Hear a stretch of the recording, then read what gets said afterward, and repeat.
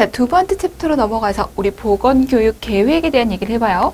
자, 1번 문제입니다. 1번 문제. 보건교육을 계획하는 과정은 총 7단계로 이루어져요. 7단계를 쓰세요 라고 얘기했어요. 되게 간단해 보이는 문제고 이런 것까지 알아야 돼 싶기는 한데 사실 이게 기출된 바 있는 문제예요. 과거 기출이긴 하지만 기출된 바 있어서 우리 7단계 보고하도록 하겠습니다. 자, 첫 번째, 보건교육을 하려고 해요. 그러면 어떤 교육을 할지에 대해서 생각해 봐야 되잖아요. 그들이 필요로 하는 교육 내용은 뭐가 있을까? 요구를 사정합니다. 자, 요구를 알아냈어. 이 주제에 대해서 내가 교육해야겠어. 그럼 그 교육을 하고 나서 우리가 원하는 그 모습은 어떤 모습? 학습 목표. 그리고요, 이 목표를 달성하기 위해서 내용을 선정하고 이 내용을 잘 전달해내기 위해서 방법을 설정하고 교육시간 배정하고 매체 선정하고 그리고 평가 기준을 설정합니다. 이렇게 7단계로 이루어져 있어요. 자, 문제 2번입니다. 다음은 보건교육 요구 사정에 대한 내용입니다. 물음에 답하시오. 1번. 브래드쇼가 얘기한 교육 요구 유형 4가지에 대해서 물어봅니다. 기출된 바 있는 부분, 꼭 기억해 두셔야 되는 부분. 교육 요구 유형 4가지가 있어요. 규범적, 내면적, 외향적, 상대적. 그들의 교육 요구를 전문가가 봤을 때 필요하겠다. 우리의 대상자들이 이러한 교육 내용이 필요할 것 같아. 전문가가 판단한다면 규범적 요구가 됩니다. 자, 보건의료 전문가의 전문적인 판단에 의해서 규정된 요구로 표준이나 준거에 의해서 설정되고 제시되고 교육 대상자의 주관적 느낌이나 생각에 따라 차이가 발생할 수 있다. 나는 필요하지 않다고 생각하는데 저 전문인이 나에게 필요한 얘기래. 이렇게 차이가 생겨날 수 있다고요. 포인트는 어디에 주면 돼요? 전문가가 판단한다에 두시면 돼요. 자, 내면적 요구입니다. 학습자의 개인적인 생각이나 느낌에 의해서 의식되는 요구에 따라 규정된다. 그러니까 학습자가 나 저거 알고 싶은데 속으로 생각하고 있어요. 그렇다면 내면적 요구가 됩니다. 자, 외향적 요구. 학습자가 언행으로 표현하는 요구. 표현의 포인트를 주시면 돼요. 내가 속으로 생각하고 있으면 내면적 요구. 이 내면적인 요구를 밖으로 표현하고 있다면 외향적 요구가 됩니다.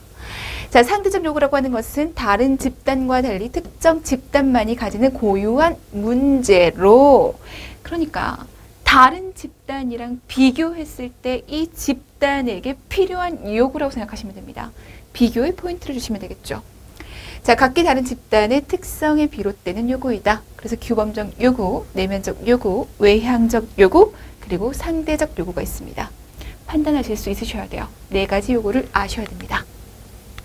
자, 2번. 학습자의 학습 능력과 준비성 확인을 위해서 검토해야 할 4가지를 설명하시오 라고 되어 있습니다. 굳이 외우실 필요까지는 없으신데 이해하실 수 있으실 거예요. 굉장히 과거 기출이긴 합니다. 과거에 이러한 문제가 나왔고 그리고 우리가 교육을 해야 되는 사람의 입장으로서 이런 것들을 생각해 볼 수 있겠구나라고 생각하시면서 봐주시면 되겠어요. 한 B- 정도 등급.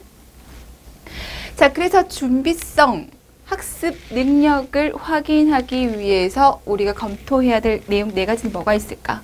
첫 번째는 신체적으로 준비되어 있느냐. 학습자가 신체적으로 이런 건강 행위를 수행할 수 있는 신체적인 기능이 있는지를 파악해보자 라고 하는 겁니다. 자, 두 번째는요. 정서적으로 준비가 되어 있는가. 실제적으로 그 학습을 하고자 하는 동기가 있는지에 대해서 살펴보고자 하는 겁니다. 세 번째, 경험적 준비 정도.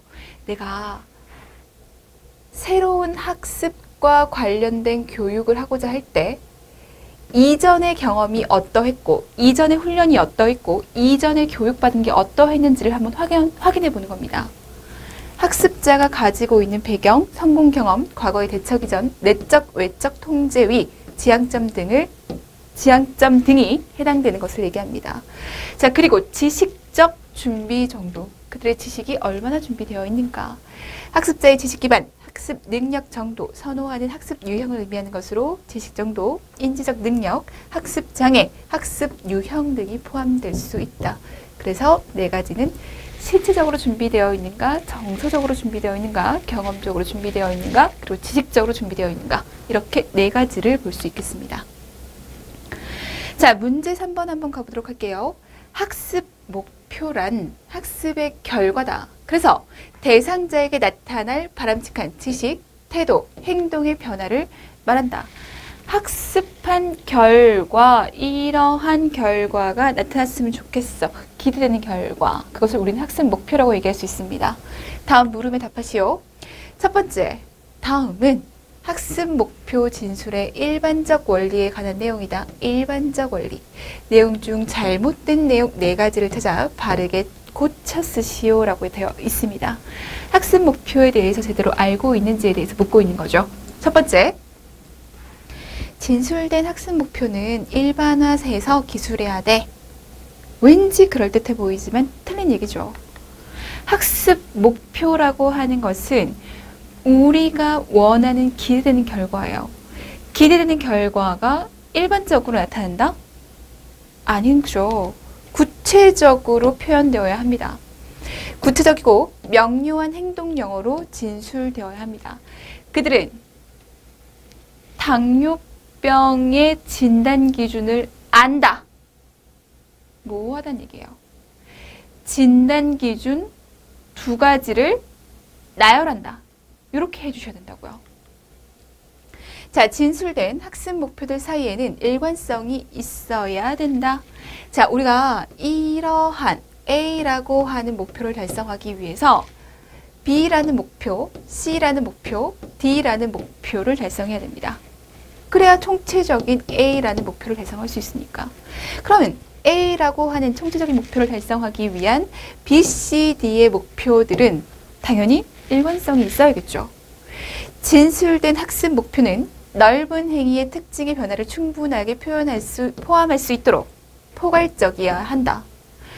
진술된 학습 목표는 변화하고자 하는 내용만 기술한다. 진술된 학습 목표, 우리가 원하는 기대되는 결과라고 했잖아. 그 기대되는 결과라고 하는 것은 변화되었으면 하는 그런 모습일 거야 라고 생각하기 쉽지만 이 모습만 기술하는 것이 아니죠.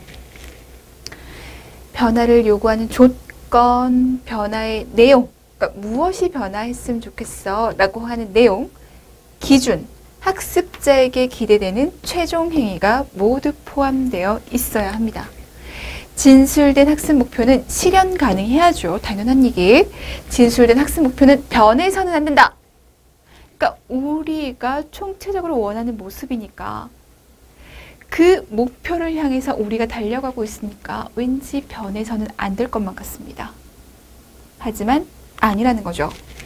자, 학습 목표는 그 타당성이 언제나 평가 비판되고 그래서 수정이 요구되어진다면 융통성 있게 필요에 따라 변경될 수 있어야 돼요.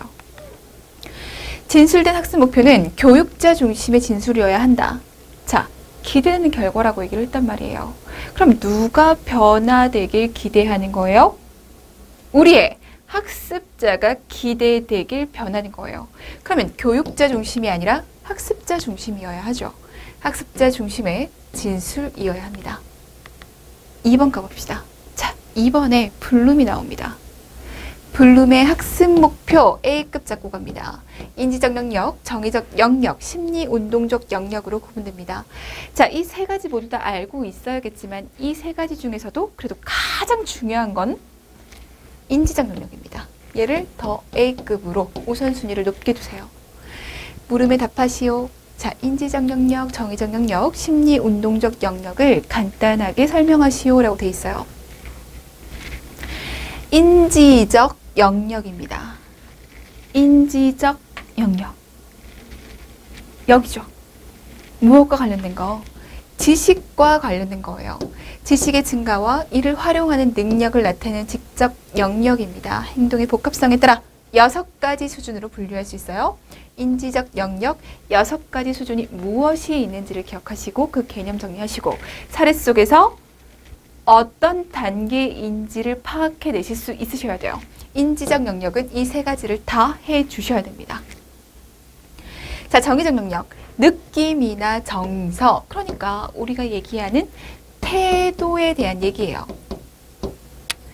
내면화가 깊어짐에 따라 그리고 대상자의 성격과 가치체계에 통합되어 가는 과정을 나타내는 것으로 내면화 정도에 따라 5단계로 분류한다. 그 5단계 기억하셔야 됩니다. 역시 사례 적용까지 하셔야 돼요. 심리 운동적 영역. 내가 행동하는 영역이에요. 조작적 기능입니다. 운동 기능, 신경 근육 조정이 요구되는 동작을 포함하고 있다. 자, 내가 운동한다라고 얘기했어요. 조작한다라고 얘기했어요. 운동하고 조작하고 움직이는 것은 관찰 가능합니다. 자, 그렇기 때문에 확인, 측정하기 용이하다. 복합성의 수준의 증가함에 따라 심리 운동 영역의 수준도 증가하게 돼서 신체적 기술을 수행할 수 있는 능력도 증가하게 된다. 신체 기술 수행. 그래서 몇 단계?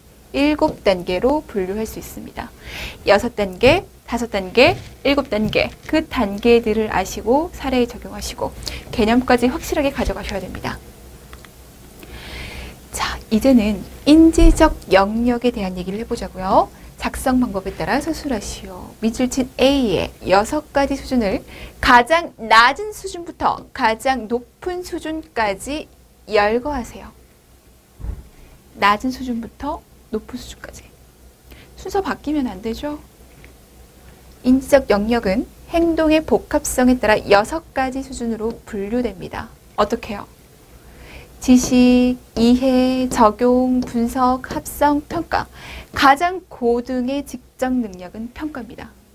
평가는 가장 고등의 직접 능력이다. 그냥 단지 아는 거예요. 암기하는 거. 그냥 암기하는 것은 가장 낮은 수준의 직접 능력이에요. 이해하고 그리고 이해한 사실을 적용할 수 있고, 분석한다는 얘기는 기준을 두고 이렇게 분류, 나눌 수 있고, 이렇게 나눴다면 비교도 할 수 있는 거예요. 기준점을 가지고 있죠. 자, 그러면서 자, 이 나눈 것들을 내가 필요한 것 나름으로 합성할 수도 있어요. 마지막은 평가입니다.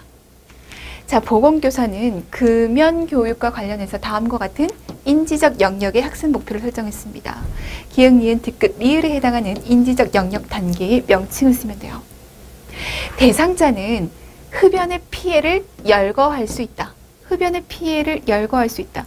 내가 단순히 암기한 사실을 그대로 열거하는 겁니다. 내가 그대로 암기한 사실, 그걸 뭐라고 얘기해요? 우리는 지식이라고 얘기합니다. 자, 대상자는 심장질환과 니코틴의 작용을 관련지어서 말할 수 있습니다. 이건 있잖아요. 잘 이해해야지 할 수 있는 겁니다. 이해한 것을 심장질환에 뭐 한다고요? 적용한다고요. 자, 대상자는 흡연으로 인한 증상과 자신에게 나타난 증상을 비교할 수 있어요. 포인트는 여기 있습니다. 내가 무언가를 비교할 수 있다는 얘기는 기준을 두고 분석한 내용들을 비교하는 거예요. 대상자는 금연 방법을 참고해서 자신의 금연 계획을 작성했습니다. 어떻게 하는 거예요? 내가 여러 가지 금연 방법을 알아. 나에게 필요한 것들은 이렇게니까 요걸 가지고 내가 계획을 세워봐야지 라고 하는 겁니다. 그렇다면 종합, 합성입니다. 자, 다음 문제. 정의적 영역에 대한 내용이다. 작성 방법에 따라 서술하시오. 이 5가지 수준을 낮은 수준부터 가장 높은 수준까지 열거하래요. 자, 그러면서 기역부터 리을에 해당하는 정의적 영역 단계의 명칭을 쓰래요. 일단 얘부터 해결해 봅시다. 5가지 수준을 열거하시오. 감수, 반응, 가치화, 조직화, 성격화, 이렇게 5가지로 열거할 수 있고, 가장 낮은 수준이고요. 가장 높은 수준입니다. 사례에 대입해 봐야죠. 보건교사는 금연교육과 관련해서 다음과 같은 정의적 영역의 학습 목표를 설정했습니다. 대상자는 담배가 자신이나 가족에게 매우 해롭다고 말해요. 이 담배가 얼마나 해로운가에 대해서 반응을 보이는 겁니다. 금연 계획을 세우고 담배를 줄이고 금연 스티커를 자신이 볼 수 있는 곳에 곳곳에 붙여놨어요. 금연이라고 하는 가치를 추구하는 행동들을 보이고 있죠. 그렇다면 가치화입니다. 대상자는 흡연의 유혹을 피하기 위해서 기상과 함께 조깅을 하고 아침 식사 후에는 커피 대신에 과일을 먹는 등의 생활 양식을 체계적으로 실행했어요. 이 가치를 추구하는 행동들, 이 가치, 금연이라고 하는 가치를 추구하기 위해서 이 행동들을 이렇게 해야지라고 체계화시켰단 말이에요. 이렇게 체계화시키는 것을 조직화라고 합니다. 자, 대상자는 지역세 금연운동에서 자원봉사자로 활동했다. 완전히 내면화된 거죠. 내면화, 성격화입니다. 자, 다음은 심리운동적 영역에 대한 내용이다. 작성 방법에 따라 서술하시오라고 되어 있습니다. 밑줄 친 A의 7가지 수준을 가장 낮은 수준부터 가장 높은 수준까지 열거하고 그리고 그에 해당하는 심리운동적 영역 단계 명칭을 쓰시오라고 되어 있어요. 자, 7가지 수준. 이게 봐요. 지각, 태세, 지시에 따른 반응, 기계와 복합 외적 반응, 적응, 창조. 가장 낮은 수준부터 가장 높은 수준입니다. 노인들은 운동 시범자가 보이는 근력 운동을 관찰했어요. 관찰한다는 얘기는 눈으로 본다는 얘기. 눈으로 본다는 얘기는 지각한다는 얘기. 노인들은 운동 시범자의 지시에 따라 탄력 밴드를 이용한 운동을 따라합니다. 앞에서 지시하는 대로 따라하는 겁니다. 지시에 따른 반응. 자, 노인들은 음악을 들으면서 스스로 운동해요. 지시에 따라서 계속적인 반응을 하다 보니까 이게 내 몸에 습득이 된 거예요. 그러니까 이제 나 혼자서도 이 행위를 할 수가 있어요. 이걸 우리는 기계화라고 얘기를 합니다. 자, 노인들은 탄력 밴드가 없는 상황에서 탄력 밴드 대신에 긴 타월을 이용해서 운동합니다. 탄력 밴드를 통해서 운동을 했단 말이에요. 그게 없어. 근데 내가 아직 미숙해. 그럼 이 탄력 밴드를 대용할 만한 것을 찾기 힘들어요. 근데 내가 이 탄력 밴드를 어떻게 사용해야 되는지도 알고 왜 이걸 이용하는지도 알고 그러면 이게 없을 때 다른 것을 가져와서 내가 운동을 할 수 있단 말이에요. 새로운 것을 내가 이용해서 할 수 있는 능력. 우리는 창조라고 얘기합니다. 자, 문제 4번 가보도록 하겠습니다. 다음은 학습 내용 선정 시의 일반적 원리에 대한 설명이다. 이는 학습 내용 선정 시 방향을 제시해 주게 되고 선정된 학습 내용을 평가할 수 있게 해주는 준거가 된다. 괄호 안에 기읍, 니은, 디귿, 리을에 해당한 내용을 모두 차례로 쓰시오라고 되어 있습니다. 학습 내용 선정 시 일반적인 원리. 대상자의 건강 향상에 반드시 필요하고 중요한 내용이어야 한다. 학습 내용을 선정할 때는 필요하고 중요한 내용이어야 해. 타당성입니다. 왜 이 학습 내용이 필요한가에 대해서 생각해 볼 수 있다는 얘기. 다양한 상황에서 활용될 수 있어야 돼. 영속성에 대한 얘기. 넓이와 깊이의 균형을 가지면서 학습 목표와 당연히 관련성이 있어야겠고 학습 목표를 달성하기 위한 학습 내용이잖아요. 참신성. 누구나 알고 있는 진부한 내용을 되풀이하는 것이 아니고 새롭고 참신한 내용이어야 합니다. 대상자의 건강관리를 위해서 기여하는 내용, 필요한 내용이어야 해요. 유용성이라고 얘기를 하고요. 사회적 현실에 적절해야 된다. 대상자가 살고 있는 현실적 여건에 적합한 내용, 적절해야 된다. 라고 하는 겁니다. 문제 5번. 학습 지도의 단계는 선정되고 조직된 교육 내용을 가르치기 위한 교수 학습 활동으로 3단계로 구분하고 있습니다. 그 단계를 구분하고 각각의 활동을 간략하게 3가지씩 쓰시오. 기본적인 얘기예요. 내가 교육을 하고자 합니다. 이 교육을 하고자 할 때는 그 시간 내에 3단계로 나눠서 2단계에서는 이걸 하고 2단계에서는 이걸 하고 2단계에서는 이걸 해야 돼요. 이걸 기준으로 교수 학습 지도안도 우리가 설정하게 되죠. 도입 단계, 전개 단계, 그리고 정리 단계 이렇게 3단계로 나눠볼 수 있어요. 도입 단계에서는 뭘 해야 되고, 전개 단계에서는 뭘 해야 되고, 정리 단계에서는 뭘 해야 되는지 기본적으로 꼭 알고 있어야 되는 내용입니다. 도입 단계, 내가 지금 수업을 한단 말이야. 그러면 우리의 학습자들이 이 수업에 집중할 수 있는 환경을 만들어주는 것이 도입 단계예요.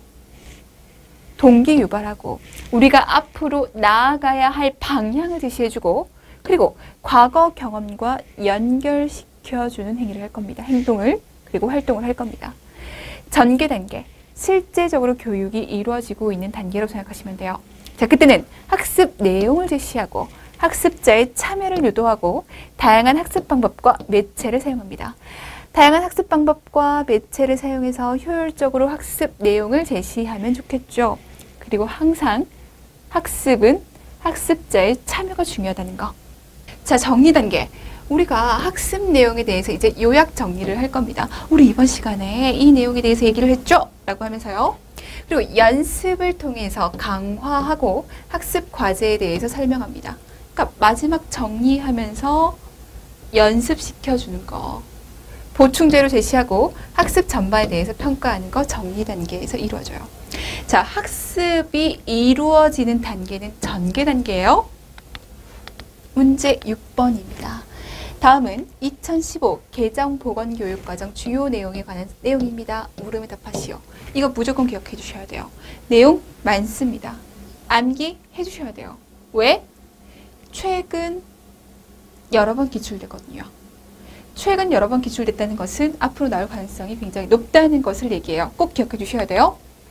자, 다음은 보건 과목 학습을 통해서 길러야 할 핵심 역량에 대한 세부 내용입니다. 핵심 역량 물어봤습니다. 기억하셔야 돼요.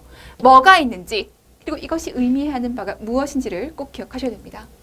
자, 기억부터 비읍에 해당하는 핵심 역량의 명칭을 쓰세요 라고 얘기를 했어요. 보죠. 우리가 학습하는 이유는 있잖아. 이러한 역량을 키우기 위해서거든. 어떤 역량? 효과적인 학습뿐만 아니라 평생 건강한 삶을 영위하기 위해 일상에서 요구되는 기본적이고 필수적인 건강관리 능력을 지속적으로 개발하고 건강에 영향을 미치는 사회적, 물리적 환경 변화에 유연하게 대처할 수 있는 능력을 얘기해. 이 역량을 키우기 위함이야.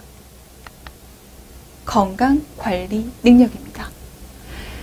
건강관리 능력을 지속적으로 개발하고 건강에 영향을 미치는 사회적, 물리적 환경 변화에 유연하게 대처할 수 있는 능력을 키우고 싶어. 건강관리 능력이죠.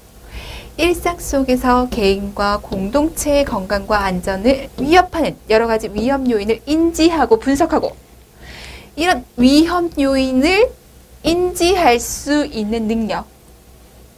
지금 이 상황이 나에게 위험하고 우리에게 위험하다는 것을 지각하고 인지할 수 있는 능력. 분석하고 그래서 어떻게 대응할지 위험이 있어, 인지했어, 분석했어. 아, 이렇게 대응하면 되겠다 라고 할 수 있는 능력. 그걸 우리는 건강, 안전, 위험 인식 능력이라고 합니다. 세 번째, 비판적이고 융합적인 사고를 통해서 다양한 건강 자원 정보를 탐색하고 올바른 건강 정보 자원을 선택적으로 수용해서 활용할 수 있는 능력입니다. 지금 우리는 정보의 바닷속에 있어요. 인터넷만 켜도 정보가 굉장히 많죠. 이 정보를 우리가 찾아내고 찾아낸 정보가 우리에게 올바른 정보인지를 파악하고 활용할 수 있는 역량, 능력. 이것을 바로 건강정보 자원 활용 능력이라고 얘기해요. 다양한 건강 관련 의사소통에서 문서적이고 언어적이고 비언어적인 소통 방법을 활용해 자신의 건강 상태나 요구 등을 효과적으로 표현하고 타인에 대해서도 바르게 이해할 수 있는 능력. 우리는 혼자 살아가고 있는 것이 아니에요. 사회 속에서 다른 사람들과 함께 살아가고 있습니다. 의사소통을 잘 하는 것만으로도 내 사회적인 건강이 상승될 수 있어요. 내가 건강, 어디가 힘들어, 불편해. 내가 불편한 것을 제대로 표현해낼 수 있는 능력. 그리고 상대가 표현하는 것을 내가 잘 받아들일 수 있는 능력. 이렇게 의사소통 잘할 수 있는 능력이 있는가? 건강, 의사소통 능력입니다. 자, 다양한 건강 자원의 선택과 건강 관리 실천 상황에서 건강에 유익하고 합리적인 의사결정을 할 수 있는 능력. 우리가 의사결정이라고 하는 것은 여러 가지 대안 중에서 하나를 선택해 나가는 과정이라고 얘기했어요. 여러 가지 건강 자원이 있단 말이에요. 그 자원들 중에서 내가 나에게 필요하고 원하는 것을 잘 결정해 낼 수 있는 능력이 있는가? 건강 의사결정 능력입니다. 자, 사회 문화적 특성이 개인과 집단의 건강 신념과 건강 행위뿐만 아니라 국가의 건강 증진 정책, 제도 등에도 영향을 미침을 이해하고 건강한 사회 문화의 가치, 태도를 수용하고 실천하고 공유하는 능력을 얘기해요. 건강 사회 문화 공동체 의식이에요. 모두 다 기억해 주셔야 됩니다. 자, 두 번째, 다음은 중학교, 고등학교의 보건교과 내용 체계에 대한 설명이다. 작성 방법에 따라 서술하시오. 자, 미주신 기억부터 시읒에 해당하는 내용을 차례로 쓰고 A에 해당하는 내용을 중학교, 고등학교 각각 5가지, B에 해당하는 내용을 중학교, 고등학교 각각 4가지씩. 처음에 문제가 나올 때는 중학교만 나왔어요. 그러다가 이제는 중학교, 고등학교 같이 나오기 시작했습니다. 영역, 핵심 개념, 내용 요소 모두 다 기억해 주셔야 돼요. 이 표 전부 다 기억이에요. 자, 건강의 이해와 기억, 건강 증진, 생활 주기, 그리고 기억. 건강의 중요성, 건강평가, 생활 주기, 기억을 봤더니 생활 습관과 질병, 유행성 감염병, 신체기관별 건강관리, 비만, 암 등의 만성질환, 신체기관별 건강, 감염병 예방관리에 대해서 얘기를 하고 있어요. 기억은 질병 예방과 관련된 얘기예요. 어렵죠? 여러 번 반복하시면서 암기하셔야 됩니다. 얘에 대해서 얘기하고 얘에 대해서 얘기하면서 중학교에서 뭐 가르치고 고등학교에서 뭐 가르쳐 이렇게 할 수 있다고요. 실제적으로 그렇게 유형화돼서 문제화 나왔죠. 생활 속의 건강한 선택, 약물, 담배, 술. 중학교에서 의약품의 안전한 선택, 고등학교에서 약물 오남용의 예방, 흡연과 음주의 예방과 대처, 흡연과 음주의 폐해와 건강한 선택, 성건강과 관련해서 중학교에서 뭐 가르쳐, 고등학교에서 뭐 가르쳐 출제됐어요. 이 부분이 출제됐다고요. 쓰라 이렇게 했거든요. 다 쓸 수 있으셨어야 돼요. 자, 중학교 청소년의 성적 발달, 이성교제와 성역할, 임신 출산과 피임, 음란물 성상품화, 성폭력과 성매매. 고등학교에서의 내용, 섹슈얼리티, 사랑, 성적 자기결정권, 성희롱, 성폭력, 성매매, 성문화, 성매개 감염병, 준비된 임신과 피임, 미혼모, 저출산에 대해서 공부하게 됩니다. 이렇게 나왔어요. 문제가 꼭 기억하셔야 돼요. 정서, 정신건강 이 파트도 출제됐죠. 이 파트에서는 기입형으로 나오긴 했습니다. 자, 자아 존중감과 증진, 스트레스와 과몰입, 분노, 충동 등 감정 수용과 조절, 죽음과 상실, 중학교에서의 내용. 자, 고등학교에서는 자아 존중감, 회복 탄력성, 불안, 우울 등의 감정 대처, 자살, 위기 관리, 그리고 정신건강 문제와 편견에 대해서 얘기를 합니다. 자, 건강생활기술, 건강의사소통기술, 그리고 건강의사결정, 건강증진 옹호활동. 고등학교에서는 건강의사소통, 공동체, 건강의사결정, 건강증진 옹호에 대해서 공부를 하게 되고요. 자, 안전과 응급처치, 안전, 기입형으로 출제된 바 있습니다. 자, 생활안전, 건강, 안전 위험 요인, 예측과 안전문화 운동, 따돌림, 학대, 폭력, 직업병 이해와 예방, 건강안전위험요인 평가, 안전문화운동, 차별, 학대, 폭력, 직업병의 예방과 대처에 대해서 얘기하는 것이 생활안전입니다. 응급처치, 생활 속의 응급처치, 그리고 뭐 들어와야 돼요? 자동 제세동기 있잖아요. 그러면 심폐소생술 들어와야 되죠. 자, 건강자원과 사회문화, 건강권과 건강자원, 건강권과 책임, 건강정보자원 활용, 건강권과 책임, 보건의료 서비스와 의료보장제도, 건강윤리, 건강격차에 대한 얘기, 그리고 건강문화에 대한 얘기를 합니다. 자, 고등학교에서 건강식량, 관행, 미디어, 헌혈, 장기기증, 장례문화, 그리고 문화적 다양성과 건강에 대해서 얘기를 하게 돼요. 챕터 3으로 갑니다. 자, 보건교육 방법으로 갈 거예요. 사실 보건교육에서 이 파트의 문제가 훨씬 더 많이 나오죠. 보건교육 방법. 뭐가 있어? 특징은? 장단점은? 혹시 주의해야 될 점은 없어? 이런 것들에 대해서 여러분들이 봐주셔야겠습니다. 보건교육 방법 시 고려해야 할 6가지를 쓰시오 라고 얘기했어요. 보건교육 방법입니다. 내가 이 학습 내용을 잘 전달하기 위해서 어떠한 방법을 선택할까? 그 방법을 선택하는 데 있어서의 고려해야 할 사항.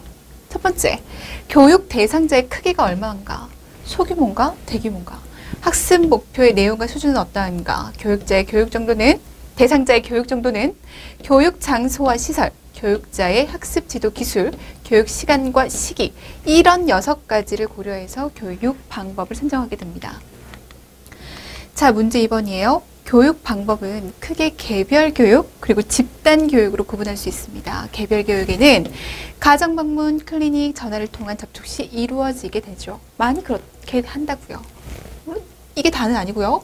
자, 다음 물음에 답하시오. 자, 개별 교육을 적용하기 좋은 상황을 쓰세요.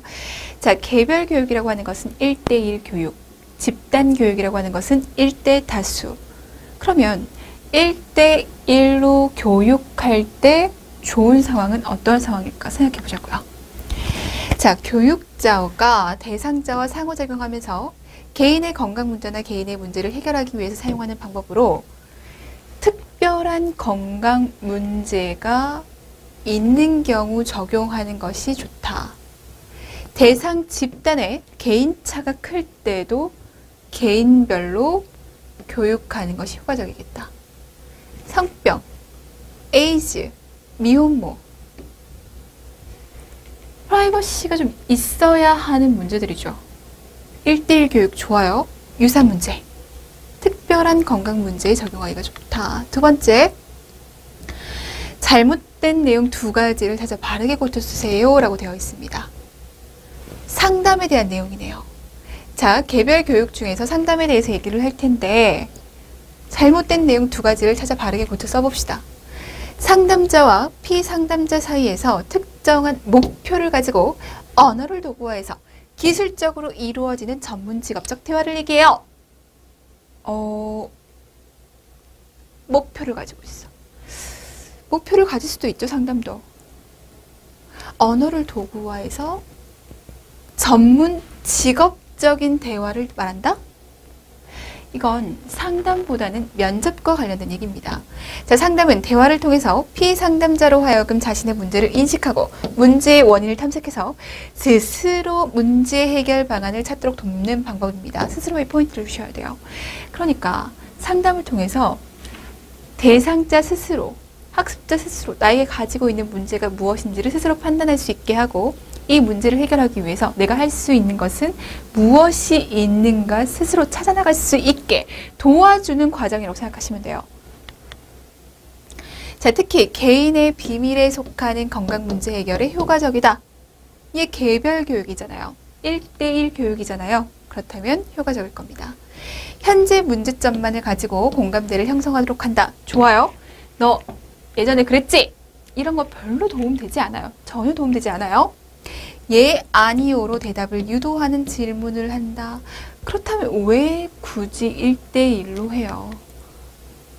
개방형 질문, 경청을 통해서 대상자 스스로 문제를 확인하도록 도와줘야 돼요. 이끌어줄 수 있어야 됩니다. 자, 대상자가 적절한 해결책을 선택하도록 돕고 변화의 주체는 피상담자이기 때문에 문제 해결을 위해 도와주는 역할 외에 도와주는 역할을 할 뿐이에요. 답을 주는 게 아니에요. 지시나 강요 등을 피하고 문제 해결에 있어서 대상자의 참여를 유도할 수 있어야 됩니다. 상담에 대한 얘기였어요. 자, 상담은 4단계로 이루어집니다. 그 4단계를 쓰시오라고 얘기를 했습니다. 자, 그 4단계에서 어떠한 일들이 이루어지는지를 알고 계셔야 돼요.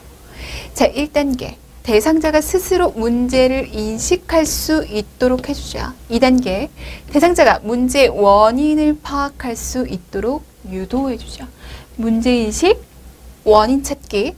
대상자가 가능한 많은 해결책을 찾도록 격려해주자. 원인을 파악했으니까 이 원인을 해결하기 위해서 어떠한 일들을 할 수 있는지 그 해결책을 찾도록 격려해주고, 그리고 대상자가 적절한 해결책을 선택하도록 돕습니다. 4단계. 장점과 단점. 자, 장점. 1대1로 이루어지고 있습니다. 보건사업 현장 어디에서나 적용 가능해요. 비밀에 속하는 건강 문제 해결에 효과적이고, 한 사람만을 상대로 정확한 문제인식을 가지고 상담하기 때문에 집단 교육에 비해 교육 효과가 높습니다. 자, 각자에 알맞은 실천 가능한 변화 유도가 용이하고 대상자 스스로 문제 해결 방안을 모색할 수 있죠. 그러나 단점은요. 1대1로 하기 때문에 경제적인 측면에서는 그렇게 좋지가 않아요. 많은 인원과 시간이 소요되므로 경제성이 없고, 집단 상호작용, 지지를 제공할 수 없고, 상담을 위한 특별한 공간이 필요할 수도 있습니다. 자, 다음의 특성을 가진 개별 교육의 명칭을 쓰세요. 교육 현장에서 학습자 학습 속도를 극복하기 위해서 누구는 엄청 빨리 습득을 하는데 누구는 시간이 오래 걸려요. 학습자들에게 부족한 학습을 개별적으로 선택하도록 실시하는 방법입니다. 부족한 학습을 개별적으로.